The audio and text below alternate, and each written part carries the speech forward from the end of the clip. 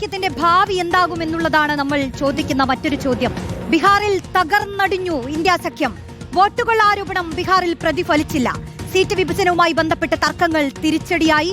Nobel Marikkaran ചേരുന്നു. Nobel, India സഖ്യത്തിന്റെ ഭാവി അത്തരം വിലയിരുത്തലുകളിലേക്ക് നമുക്ക് എത്താം. പക്ഷേ ബീഹാറിൽ എന്ത് സംഭവിച്ചു എന്നുള്ളതാണല്ലോ പ്രധാനപ്പെട്ട ചോദ്യം. നമുക്കറിയാം, മഹാസഖ്യത്തിന്റെ ഗ്രൗണ്ട് സീറോയായ സമസ്തിപൂരിലടക്കം NDA കടന്നു കയറുന്ന കാഴ്ചയാണ് കണ്ടത്. മറ്റൊന്ന്, ഈ ന്യൂനപക്ഷ മേഖലകളൊക്കെ കൂടുതലുള്ള സീമാഞ്ചൽ, അവിടെ മഹാസഖ്യത്തിനൊന്ന് പിടിച്ചു നിൽക്കാനായി എന്ന് പറയുകയാണെങ്കിലും ഈ മഹാസഖ്യത്തിന്റെ ശക്തി കേന്ദ്രങ്ങളിലെല്ലാം NDA കടന്നുകയറി വോട്ട് വാരുന്ന കാഴ്ചയാണ് കണ്ടത്.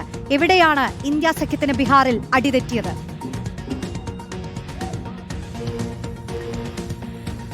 റോഷ്നി, ഈ ബീഹാർ തെരഞ്ഞെടുപ്പിൽ മഹാസഖ്യത്തിന്റെ ശക്തി കേന്ദ്രങ്ങളിലെല്ലാം ഒരു NDAയുടെ തേരോട്ടമാണ് ഇപ്പോൾ കാണാൻ കഴിയുന്നത്. വലിയ പരാജയം ഉണ്ടായിരിക്കുന്നു. കടപുഴകി വീണു എന്നൊക്കെ നമ്മൾ പറയുന്ന പോലെ വലിയ പരാജയമാണ് ഇതിൽ മഹാഗഠബന്ധൻ ഇപ്പോൾ സംഭവിച്ചിരിക്കുന്നത്. പ്രധാനമായും നിരവധി വിഷയങ്ങൾ ഇത് ചൂണ്ടിക്കാണിക്കേണ്ടി വരും. ഏറ്റവും പ്രധാനപ്പെട്ട വിഷയം, ഈ തെരഞ്ഞെടുപ്പിന്റെ ആദ്യഘട്ടം മുതൽ തന്നെ ആദ്യമായി ഇതിനെ ഉയർത്തിയ പ്രധാനപ്പെട്ട വിഷയങ്ങളിൽ ഒന്ന് അത് വോട്ട് കൊള്ളയായിരുന്നു. വോട്ടർ അധികാർ യാത്ര എന്നൊരു യാത്ര ബീഹാറിലുടനീളം ഏറെക്കുറെ 20ഓളം വരുന്ന ജില്ലകളിൽ കൂടി വലിയ വിപുലമായി തന്നെ അവിടെ ഒരു വലിയ റാലി തന്നെ രാഹുൽ ഗാന്ധിയുടെ നേതൃത്വത്തിൽ നടന്നു. തേജസ്വി യാദവ് അതിന്റെ ഭാഗമായി. അതിനു പിന്നാലെ ജനങ്ങളെ ബാധിക്കുന്ന വിലക്കയറ്റം, തൊഴിലില്ലായ്മ, ഒപ്പം ബീഹാറിലെ യുവാക്കൾ തൊഴിൽ തേടി മറ്റിടങ്ങളിലേക്ക് പോകുന്നതടക്കമുള്ള വലിയ തരത്തിലുള്ള ജനങ്ങളെ ബാധിക്കുന്നു എന്ന് പറയുന്ന നിരവധി വിഷയങ്ങൾ ഉയർത്തി. പക്ഷേ ഇതൊന്നും തെരഞ്ഞെടുപ്പിൽ പ്രതിഫലിച്ചില്ല എന്ന് വ്യക്തമാക്കുന്നതാണ് ഇപ്പോൾ പുറത്തു വന്നുകൊണ്ടിരിക്കുന്ന ഈ ഫലം. എന്താണെങ്കിലും വലിയ വിള്ളലുകൾ ആദ്യഘട്ടം മുതൽ തന്നെ മഹാഗഠബന്ധനിൽ ഉണ്ടായത്. പ്രത്യേകിച്ച് സീറ്റ് വിഭജനവുമായി ബന്ധപ്പെട്ട് ഉണ്ടായ തർക്കങ്ങൾ ചെറുതൊന്നുമല്ല ഈ മുന്നണിയെ ഉലച്ചത്. പല ഘട്ടങ്ങളിലും സീറ്റ് വിഭജനവുമായി ബന്ധപ്പെട്ടുകൊണ്ട് വലിയ തർക്കം കോൺഗ്രസും RJDയും തമ്മിൽ ഉണ്ടായി. കോൺഗ്രസ് കൂടുതൽ സീറ്റുകൾ ആവശ്യപ്പെട്ട് നൽകാൻ കഴിയില്ലെന്ന് RJD പറഞ്ഞു.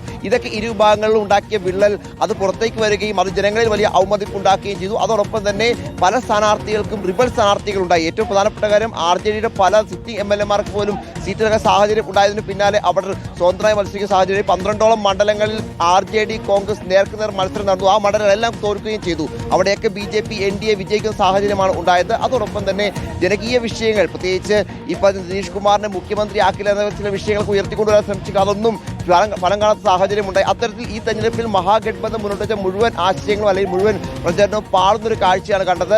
എന്താണെങ്കിലും ഐക്യമില്ലായ്മയും അത്തരത്തിലുള്ള പ്രശ്നങ്ങളും തന്നെയാണ് മഹാഗഠബന്ധനെ പ്രതികൂലമായി ബാധിച്ചത് എന്ന് പറയാം. ഇനിയിപ്പോൾ ദേശീയ തലത്തിലേക്ക് എത്തുമ്പോൾ ഇന്ത്യ സഖ്യത്തിന്റെ സാഹചര്യം വളരെ മോശമാകുന്നതോടെയായിരിക്കും ഈ സാഹചര്യം എന്ന കാര്യത്തിൽ യാതൊരു സംശയമില്ല. കാരണം ഇത്ര വലിയൊരു തെരഞ്ഞെടുപ്പിൽ പ്രത്യേകിച്ച് കോൺഗ്രസ് അടക്കമുള്ള പാർട്ടികളുടെ നിലപാടൊക്കെ എന്തായാലും ചോദ്യം ചെയ്യപ്പെടാൻ സാധ്യതയുണ്ട്. RJD കോൺഗ്രസ് തർക്കങ്ങൾ ചോദ്യം ചെയ്യപ്പെടാൻ സാധ്യതയുണ്ട്. എന്താണെങ്കിലും വലിയ പ്രതീക്ഷയോടെയാണ് മഹാഗഠബന്ധൻ ഈ തെരഞ്ഞെടുപ്പിലേക്ക് കടന്നത്. പ്രത്യേകിച്ച് കഴിഞ്ഞ തവണ RJDയൊക്കെ വലിയ നേട്ടം ഉണ്ടാക്കിയ പല മണ്ഡലങ്ങളിലും ഇപ്പോൾ നിഷ്പ്രഭമായി പോകുന്ന കാഴ്ച. തേജസ്വി യാദവ് എന്ന പ്രധാനപ്പെട്ട അവരുടെ മുഖ്യമന്ത്രി മുഖം തന്നെ പിന്നിൽ പോകുന്ന കാഴ്ച. മുഖ്യമന്ത്രി സ്ഥാനാർത്ഥിയെ തേജസ്വി യാദവ് ഉയർത്തിക്കാണിക്കണമെന്ന് RJD ഏറെ വാശി പിടിച്ചെങ്കിലും ആദ്യഘട്ടത്തിൽ കോൺഗ്രസ് തയ്യാറായിരുന്നില്ല. പിന്നെ അവസാനമാകുമ്പോഴാണ് അതിലേക്ക് അത്തരത്തിൽ തേജസ്വിയെ മുഖ്യമന്ത്രി മുഖം ഉയർത്തിക്കാണിക്കാനുള്ള തീരുമാനം അശോക് ഗെഹ്ലോട്ട് പ്രഖ്യാപിക്കുന്നതൊക്കെ ചെയ്യുന്നത്. എന്താണെങ്കിലും ഒരുപാട് നാടകീയമായ രംഗങ്ങൾ ഉണ്ടായിരുന്നു. ആ നാടകീയമായ രംഗങ്ങളിലൊക്കെ പ്രതിഫലിച്ച പല കാര്യങ്ങളും ജനങ്ങൾ അതേപടി തന്നെ തള്ളുകയും അതോടൊപ്പം ജനങ്ങൾ അതിനൊക്കെ കൃത്യമായ മറുപടി NDAക്ക് വോട്ട് നൽകിക്കൊണ്ട് നൽകുകയും ചെയ്തിരിക്കുന്നു. എന്താണെങ്കിലും മഹാഗഠബന്ധന്റെ ബീഹാറിലെ സാഹചര്യം വളരെ മോശമാണ്. ഈ അടുത്ത കാലത്ത് മഹാരാഷ്ട്രയിൽ വലിയ പരാജയം ഏറ്റുവാങ്ങിയിരുന്നു, ഹരിയാനയിൽ വലിയ പരാജയം ഏറ്റുവാങ്ങിയിരുന്നു. അതിന് പിന്നാലെ ഇപ്പോൾ